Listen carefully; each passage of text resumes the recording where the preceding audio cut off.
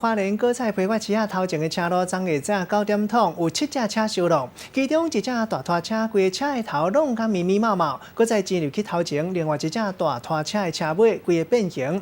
头前另外有5只车嘛烧弄，规个拢做伙。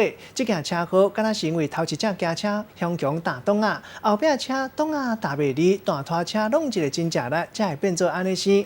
该在大拖车的运将闪无离，规件车祸无人受伤，算是不治好运。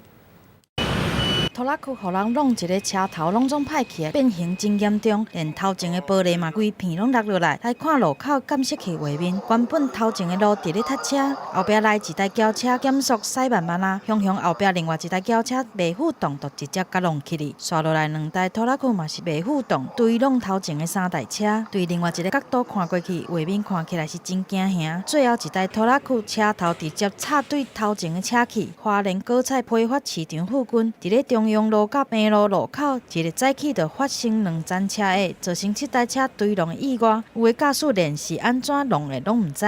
前面停住啊，所以我只能跟着刹，还不知道他撞我。结果一只深蓝色一只，去哦拖拉机甲前头前弄着我才弄着迄只。车内底驾驶想起来，也是感觉会惊。来看拖拉机的行车记录器，好加在驾驶反应有够紧，相对倒平去，才无来造成伤亡。那么现场这个无人受伤所有的驾驶酒测值皆为0。好运的是，规站对撞意外拢无人受伤，所有驾驶经过酒测嘛拢无酒精的反应。详细车祸原因，还阁要等警方进一步来调查。记者综合报道。